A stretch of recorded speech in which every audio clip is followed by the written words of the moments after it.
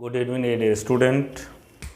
देखिए, जहाँ तक हम आप लोग को मैग्नेटिज्म एंड मैटर का कॉन्सेप्ट सिखाए थे उसके आगे अभी पढ़ाएंगे। जैसे देखिए, सबसे पहला एक क्वेश्चन है ये कि आजकल बोर्ड में बहुत बार पूछ चुका है। जैसे देखिए क्वेश्चन क्या है, लिखेंगे सभी लोग। A bar magnet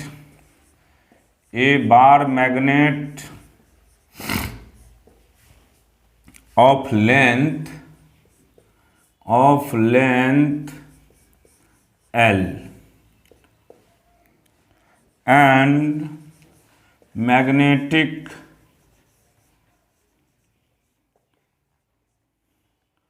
dipole moment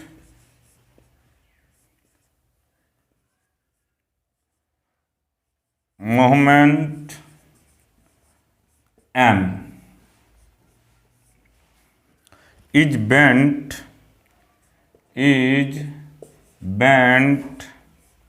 in the form of arc as shown in figure. Then the new magnetic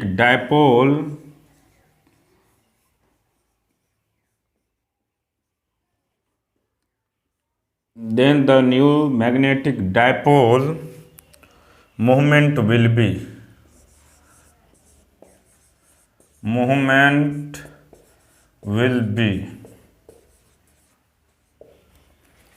देखिए कैसे कैसे इसका डायग्राम दे चुका है।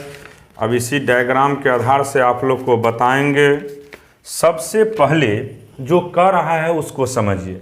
ए बार मैग्नेट है जिसका मैग्नेटिक मोमेंट m है, तो ये बार मैग्नेट हो गया। बार मैग्नेट तो सिंपल आप लोग जानते हैं, यहाँ पे -m और यहाँ पे +m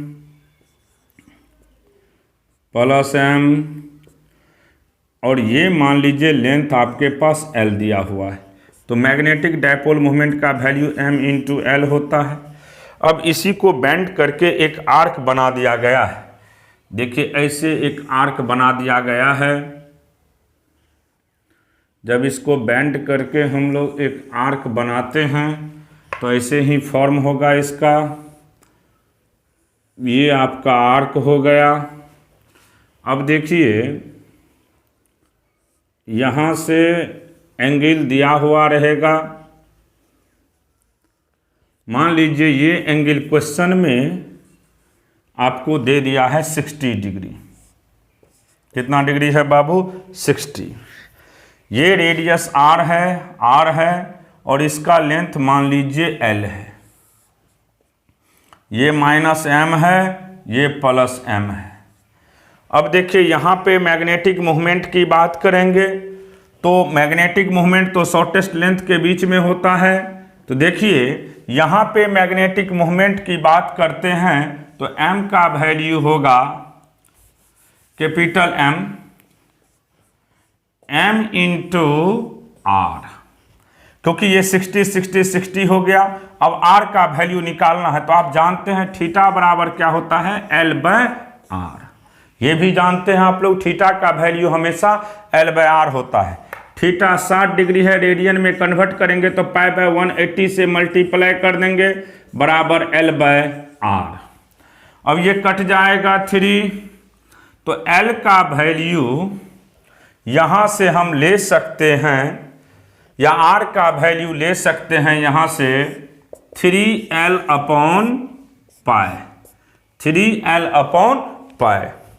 अब देखिए 3L/π हो गया किसका वैल्यू? R का वैल्यू। और मैग्नेटिक डायपोल मूवमेंट आप लोग जानते हैं m डैश का वैल्यू स्मॉल m × r और r के बदले 3L/π लिखेंगे। तो यहाँ से 3mL/π ml को कैपिटल M कहते हैं तो 3m/π। अब समझिए यहाँ पे जब इसका लेंथ मान लीजिए L था तो मैग्नेटिक डायपोल मूवमेंट का simple value m into L था। अब हो गया 3m/π। पाई का वैल्यू 3.14 होता है। इसका मतलब ये हुआ कि अगर किसी मैग्नेट को अगर हम बेंड करते हैं, अगर किसी मैग्नेट को बेंड किया जाता है तो उसका मैग्नेटिक डायपोल मूवमेंट का वैल्यू हमेशा डिक्रीज करते हैं, क्योंकि पाई का वैल्यू 3.14 होता है और 3.14 ये फील करवाते हैं आप लोग को कि मैग्नेटिक डायपोल मूवमेंट का वैल्यू डिक्रीज करेगा। तो सिंपली याद रखिएगा कि अगर कोई भी मैग्नेट है और उस मैग्नेट को हम लोग अगर बेंड करते हैं किसी भी एंगल पे तो निश्चित उसका मैग्नेटिक डायपोल मूवमेंट का वैल्यू डिक्रीज करता है। और निकालने का यही तरीका है कि सबसे पहले ओरिजिनल मैग्नेटिक डायपोल मूवमेंट देख लीजिएगा और उसके बाद जो भी दिया रहेगा उसी के आधार पे आप क्वेश्चन को बनाते हुए आगे बढ़ेंगे। अब देखिए यहाँ पे नेक्स्ट कॉन्सेप्ट है, बड़ा इंपॉर्टेंट कॉन्सेप्ट है, VVI कर दीजिएगा। इस पे क्वेश्चन बराबर दिए जाते हैं, बोर्ड में डायरेक्ट फार्मूला ही पूछ देता है। if the dipole is rotate from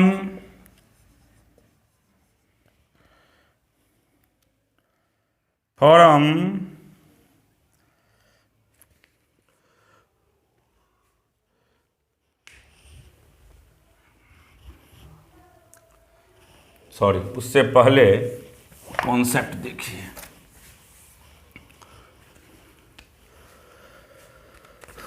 work done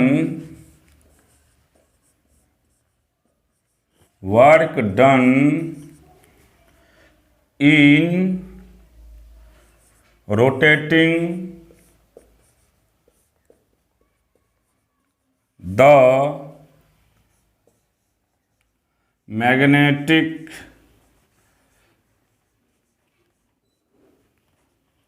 dipole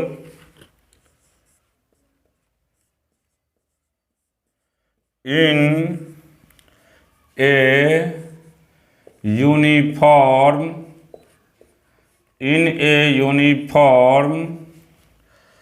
magnetic field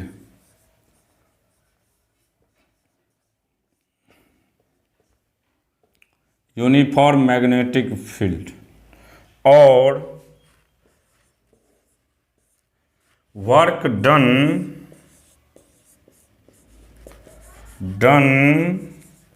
in rotating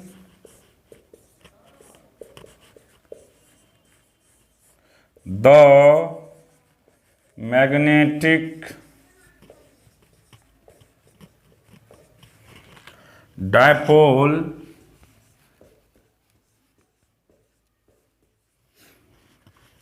from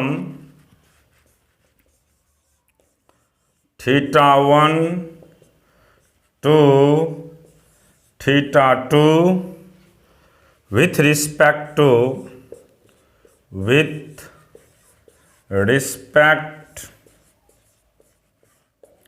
to uniform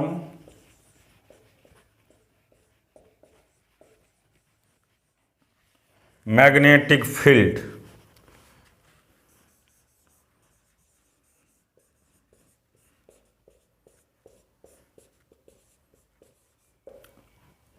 देखिए वर्क डन W का वैल्यू हम लोग जानते हैं। W का वैल्यू होता है change in potential energy. Work done का वैल्यू क्या होता है बाबू? Change in potential energy. Work done का सिंपल वैल्यू होता है चेंज इन पोटेंशियल एनर्जी। और पोटेंशियल एनर्जी चेंज की बात करेंगे तो final potential energy minus initial potential energy. Work done जब भी आपको कोई पूछेगा तो सिंपल एक ये भी याद रख सकते हैं आप लोग, चेंज इन पोटेंशियल एनर्जी को किसके नाम से जानते हैं हम लोग? वर्क डन के नाम से जानते हैं। चेंज इन पोटेंशियल एनर्जी को ही हम वर्क डन के नाम से जानते हैं। और पोटेंशियल एनर्जी का सिंपल फार्मूला होता है mb cos थीटा। तो फाइनल है तो mb cos theta 2 minus mb cos theta 1। अब देखिए यहां से माइनस माइनस प्लस हो जाएगा और यहां से इसका वैल्यू हो जाएगा सीधा mb cos theta 1 minus cos theta 2। तो याद ये रखिएगा कि कभी भी अगर रोटेशन की बात करते हैं कि मैग्नेटिक डायपोल को रोटेट किया गया है थीटा 1 से थीटा 2, तो पहले जो एंगल होगा उस cos थीटा में से फाइनल एंगल को आप घटाइएगा। तो सीधा याद रखना है कि वर्क डन का value mb cos theta 1 minus cos theta 2 होगा। mb cos theta 1 minus cos theta 2 होगा। इस पे बहुत क्वेश्चन पूछे जाते हैं। एक एग्जाम्पल के तौर पे अभी हम क्वेश्चन करवाएंगे, फिर और भी क्वेश्चन सब करवाएंगे, क्योंकि ये सबसे इम्पोर्टेंट है। जब भी मैग्नेटिक डायपोल का रोटेशन की बात करेगा तो रोटेशन के केस में सिंपल याद रखिएगा इसका वैल्यू mb पहला एंगल माइनस दूसरा एंगल। जैसे एक एग्जाम्पल के तौर पे दे रहे हैं एक question, for example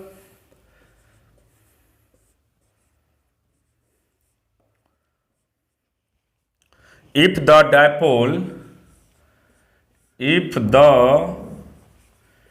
dipole is rotate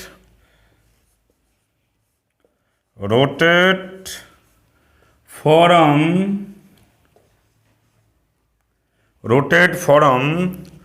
field direction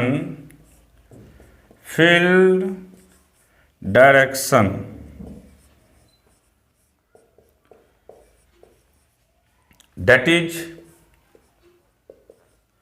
theta 1 का वैल्यू 0 डिग्री टू पोजीशन यानी थीटा। तो देखिए तब इस केस में आप सीधा जानते हैं वर्क डन की बात करेंगे तो पहला एंगल, तो वर्क डन W का सीधा वैल्यू होगा mb cos थीटा 1 तो cos theta 0 minus cos theta. अब cos थीटा 0 का वैल्यू 1 होता है तो mb into 1 minus cos theta. जैसे देखिए क्वेश्चन हम लिखेंगे इसी पे, तो सिंपल याद रखिएगा जब भी वर्क डन की बात करेगा तो आपको ध्यान में यही रखना है पहला एंगल माइनस दूसरा एंगल। जैसे क्वेश्चन देखिए,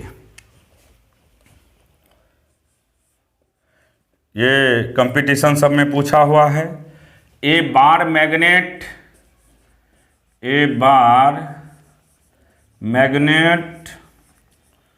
is hung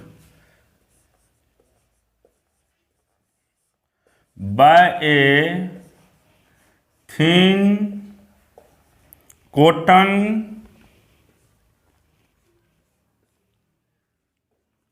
thread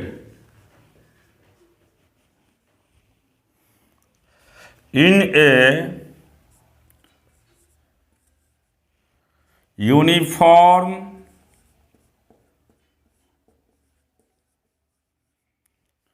horizontal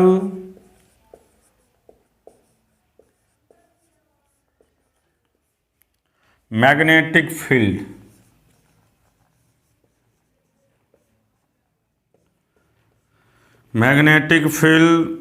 and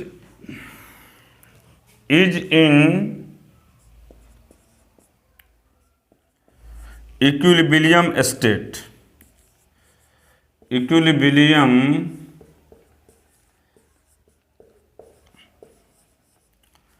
state. The energy required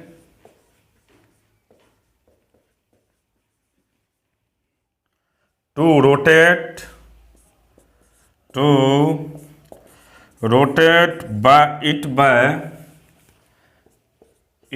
by 60 degree is W.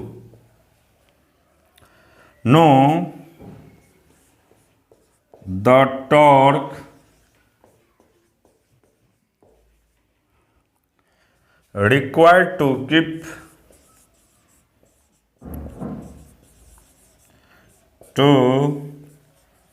keep the magnetic in this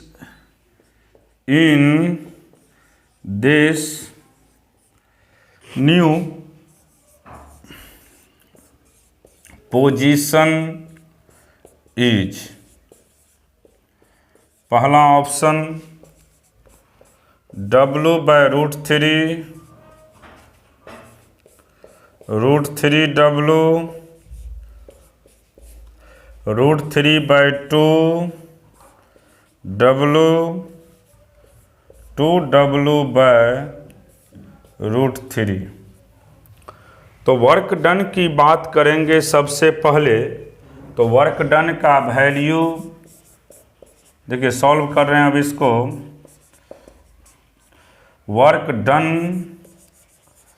W बराबर होगा MB cos 0 डिग्री पर था और इसको रोटेट कहाँ गया 60 डिग्री पे, तो ये हो जाएगा MB/2। वर्क डन का वैल्यू MB/2 निकल गया, तो यहाँ से आप MB का वैल्यू निकाल सकते हैं। MB का सीधा वैल्यू हो जाएगा बाबू 2W। अब देखिए, आपसे पूछा जाता है टॉर्क। तो टॉर्क का सिंपल फार्मूला आप लोग जानते हैं, M क्रॉस B होता है। क्योंकि ये 60 डिग्री पे है तो टॉर्क की बात कर रहा है, तो टॉर्क का हम फार्मूला जो जानते हैं उसी पर बैठाएंगे इसको। तो देखिए ध्यान से, टॉर्क का वैल्यू होता है M क्रॉस B, यानी मैग्नीट्यूड के फॉर्म में लिखेंगे तो MB साइन थीटा, तो साइन 60 डिग्री। अब देखिए यहाँ से बाबू, आपके पास MB का वैल्यू, पहले MB लिख दीजिए। 60 का वैल्यू जानते हैं आप लोग √3/2 होता है, और यहाँ से पुट कर दीजिएगा। इसको फर्स्ट मान लेते हैं हम। तो यहाँ से MB का वैल्यू पुट करेंगे तो MB का वैल्यू हो जाएगा यहाँ से 2W into √3/2। Put in equation first. अब देखिए यहाँ से 2 से 2 कैंसिल, तो यहाँ से इसका सीधा वैल्यू आपको निकल जाएगा √3W। तो जो भी आंसर होगा B होगा। तो सिंपल याद रखिएगा, जब भी हम इसका बात करते हैं तो इसका सिंपल फार्मूला एक ही होता है। वर्क डन का value MB cos θ1 minus cos θ2, और टॉर्क पूछेगा तो टॉर्क का फार्मूला आप लोग जानते हैं M क्रॉस B होता है, और इस पे बैठा करके किसी भी क्वेश्चन को आप सॉल्व कर सकते हैं। इस पे बराबर क्वेश्चन पूछा जाता है। बोर्ड सब में तो डायरेक्ट फार्मूला भी पूछ देता है, नहीं तो कभी क्वेश्चन दे देगा। CBSE में क्वेश्चन दे दिए जाते हैं। जैसे एक और क्वेश्चन दिखा रहे हैं आप लोग को, इसी पे आधारित है। कंपटीशन IIT मेडिकल सब में पूछे जाते हैं ये question. A magnetic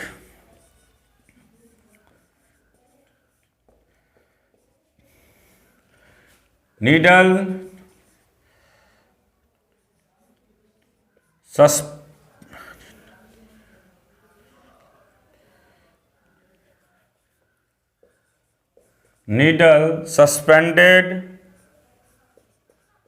suspended parallel to a magnetic field, magnetic field required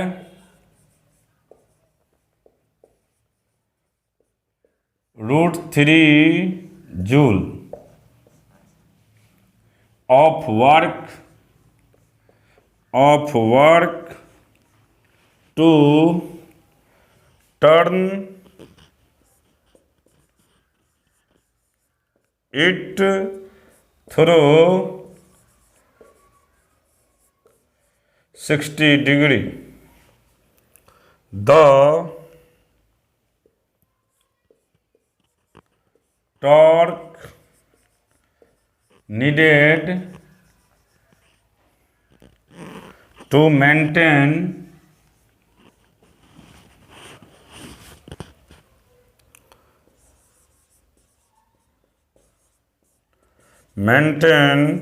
the needle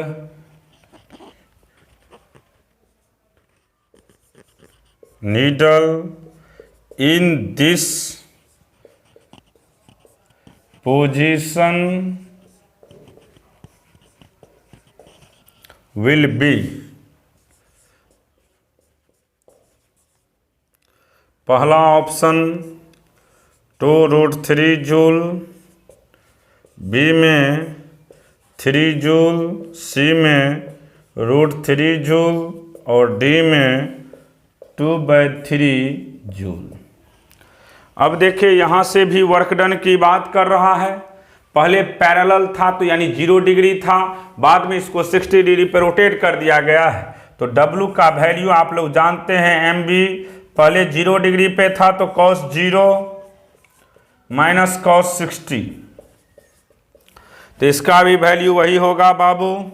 और वर्क डन आपके पास कितना दिया हुआ है √3, तो √3 बराबर MB/2 हो गया। अब देखिए यहाँ से MB का सीधा वैल्यू निकल जाएगा 2√3। अब फिर पूछ रहा है टॉर्क, तो टॉर्क का सिंपल फार्मूला आप लोग जानते हैं, मैग्नीट्यूड के टर्म की बात करते थे MB sin थीटा, तो थीटा 60 डिग्री है, तो MB का वैल्यू 2√3 और 60 का वैल्यू आप जानते हैं √3/2, 2 से 2 कैंसिल, तो यहाँ से आपको 3 जूल हो गया आंसर। 3 जूल वाले जो भी हैं वही इसका आंसर हो जाएगा। तो सिंपल याद रखिएगा, इसमें इस तरह का जब भी क्वेश्चन देगा तो आपको सीधा याद रखना है कि पहले एंगल कितना डिग्री पे था और बाद में कितने डिग्री पे गया है, और उसी आधार से हम इस तरह के कॉन्सेप्ट को सॉल्व करते हैं। अब देखिए इसके बाद नेक्स्ट कॉन्सेप्ट की बात करेंगे। ये बोर्ड में डेरिवेशन कभी कभी दे देता है, क्या है नेक्स्ट कॉन्सेप्ट दिखाते हैं अभी आप लोग को।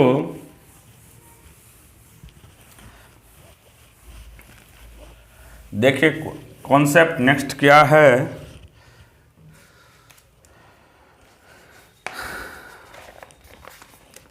लिखेंगे सभी लोग, बहुत इंपॉर्टेंट है, बोर्ड में कभी कभी दे देता है। Stored potential energy, potential energy, stored potential energy, torque, torque acting on the permanent magnet,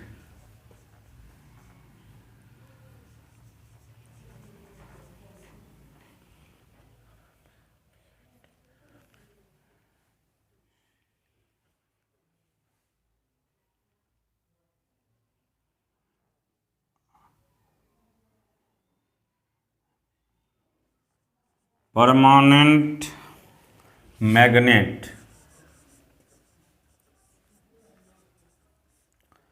when it is kept in the uniform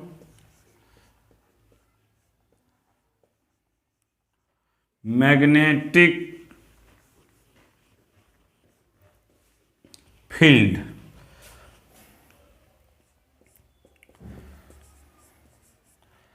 and also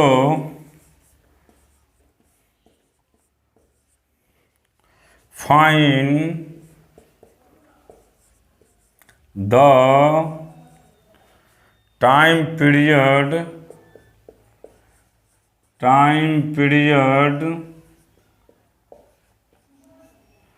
of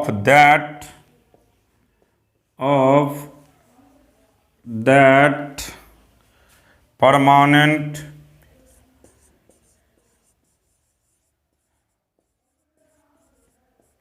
magnet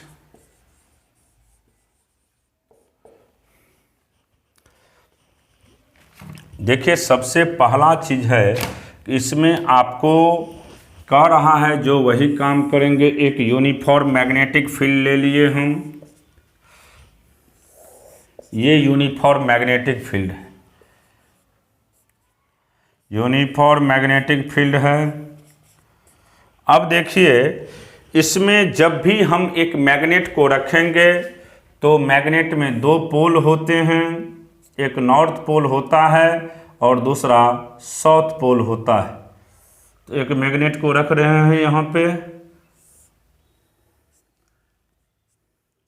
देखिए ये मान लीजिए यहाँ पे -m है और यहाँ पे ये +m है। अब देखिए, इसका डायपोल मैग्नेटिक मूवमेंट की बात करेंगे तो -m से +m होता है। तो हमने क्या किए हैं कि एक यूनिफॉर्म मैग्नेटिक फील्ड लिए हैं, उसमें एक परमानेंट मैग्नेट को रखे हैं।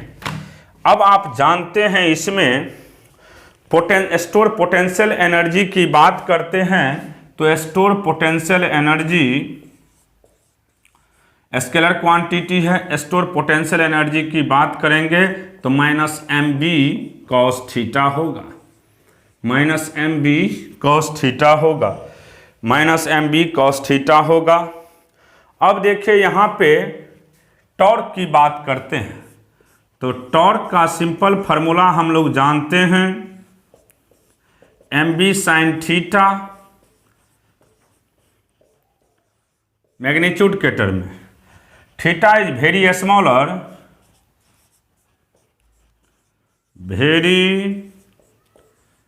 स्मॉलर देन साइन थीटा का वैल्यू बाबू थीटा के बराबर होगा। तब अब टॉर्क का वैल्यू होगा mb थीटा। अब देखिए, एक रीस्टोरिंग टॉर्क भी होते हैं, तो ये टॉर्क का वैल्यू हो गया mb इंटू थीटा, ये लिख दिए हमने, इसको फर्स्ट मान लिए हैं। अब देखिए बाबू, इसी में आप लोग को समझना होगा एक रीस्टोरिंग टॉर्क भी होते हैं। रीस्टोरिंग टॉर्क जो कि रोटेशन में हमने बताए थे फार्मूला, इसका फार्मूला होता है simple -i into alpha, -i into alpha, where I हो गया movement of inertia, movement of inertia, और अल्फा हो गया एंगुलर एक्सेलरेशन। अब देखिए यहां से दोनों टॉर्क का वैल्यू सेम होगा, तो फर्स्ट बराबर सेकेंड आप लोग करिएगा, तो यहां से mb थीटा बराबर -i इंटू अल्फा हो गया। यहां से बाबू अल्फा की बात करते हैं तो -mb/i इंटू थीटा हो गया, इसका नाम तीसरा दीजिए। और आप जानते हैं, वी नो दैट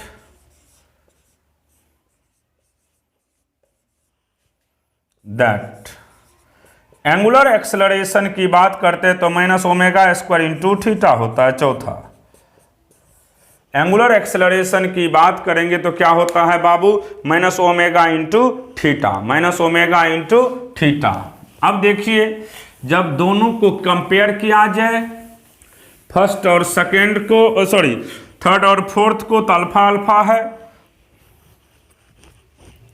तो देखिए ध्यान से, कंपेयरिंग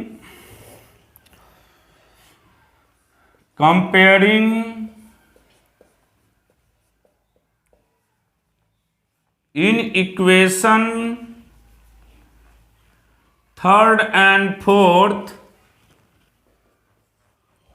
तो ओमेगा स्क्वायर का सीधा वैल्यू होगा यहां से mb/i। तो यहां से ओमेगा का सिंपल वैल्यू होगा √mb/i। अब देखिए, टाइम पीरियड की बात करते हैं। टाइम पीरियड टी कहते हैं, और इसका सिंपल वैल्यू होता है 2π/ओमेगा। ओमेगा का वैल्यू पुट करिएगा तो टाइम पीरियड हो जाएगा 2π√i/mb। यही फार्मूला ड्राइव करना था आपको। टाइम पीरियड की बात करते हैं तो सीधा वैल्यू होगा t बराबर 2π√i/mb। टाइम पीरियड का सीधा वैल्यू होगा √2π√i/mb। तो इसमें सबसे पहला चीज आपको ये याद रखना है, जब भी हम बात करेंगे पोटेंशियल एनर्जी तो mb cos थीटा होता है, टॉर्क की बात करेंगे तो mb sin थीटा होता है। थीटा बहुत अगर छोटा होगा तो sin थीटा को थीटा लिखते हैं, और वहां से टॉर्क का वैल्यू आपको निकल गया है mb इंटू थीटा। एक हम लोग रोटेशन के केस में जो रोटेशन के अपोजिट मोमेंटम होते हैं उसको हम लोग एंगुलर एक्सेलरेशन कहते हैं, और एंगुलर एक्सेलरेशन जिसको अल्फा के नाम से जानते हैं, उसका सिंपल फार्मूला होता है। और एक रीस्टोरिंग टॉर्क पहले बोलना होगा।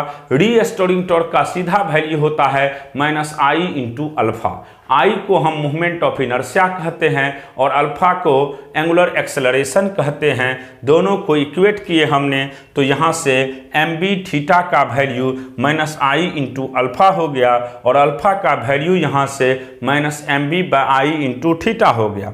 आप जानते हैं कि अल्फा का एक फार्मूला ये भी होता है -ओमेगा² इंटू थीटा, और जब कंपेयर किए तो ओमेगा का वैल्यू सीधा निकल गया √mb/i, और टाइम पीरियड का सिंपल वैल्यू हम लोग जानते हैं t बराबर 2π/ओमेगा, और यहाँ से इसका वैल्यू निकल गया t बराबर 2π√i/mb। तो इस फार्मूला को आप लोग ध्यान में रखिएगा, क्योंकि इस पे कॉन्सेप्ट पे क्वेश्चन दिए जाते हैं। अब देखिए नेक्स्ट कॉन्सेप्ट, तो ये था आपको टाइम पीरियड का वैल्यू। तो ये कभी कभी बोर्ड में क्वेश्चन पूछ देते हैं कि टाइम पीरियड बताइए यूनिफॉर्म मैग्नेटिक फील्ड के केस में और परमानेंट मैग्नेट। परमानेंट मैग्नेट कहने का मतलब है जिसमें दो पोल होते हैं, एक नॉर्थ और दूसरा south pole.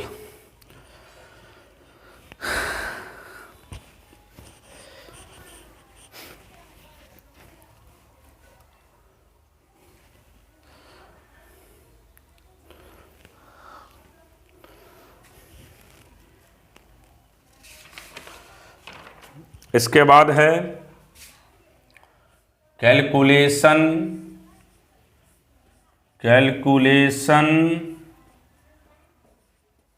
Of magnetic field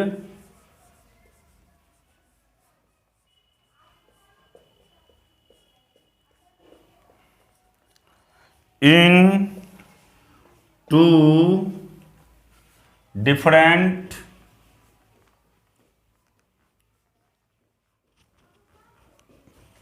direction या केसेस, टू डिफरेंट केसेस। देखिए बाबू, यहां पे आपको दो केस के विषय में पढ़ना है। पहला है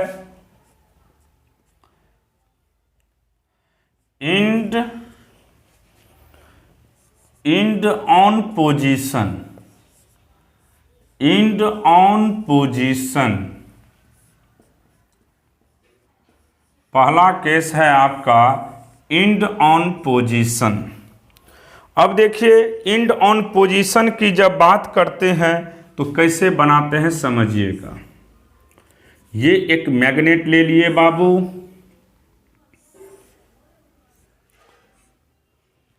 ये मैग्नेट है, इसको हम लोग -m और इसको हम लोग +m कहेंगे। ये साउथ पोल हो गया और ये नॉर्थ पोल हो गया। अब देखिए, आप जानते हैं साउथ और नॉर्थ के बीच का डिस्टेंस हम लोग हमेशा 2l लेते हैं, 2l। मान लीजिए हमें इस पॉइंट पे निकालना है, तो जहां निकालना होता है वहां एक यूनिट चार्ज ले लेते हैं या आप यूनिट पोजीशन ले लेते हैं। अब देखिए, इसका वैल्यू माइनस में है तो ये अट्रैक्शन करेगा, तो एक मैग्नेटिक फील्ड का डायरेक्शन इस तरफ होगा। इसको B किसके चलते, S के चलते, और दूसरा BN इधर होगा। और न्यूट्रल पोजीशन से इसके डिस्टेंस को हम D नाम देते हैं। न्यूट्रल पोजीशन से हम वहां तक के डिस्टेंस का नाम क्या देते हैं बाबू, D देते हैं।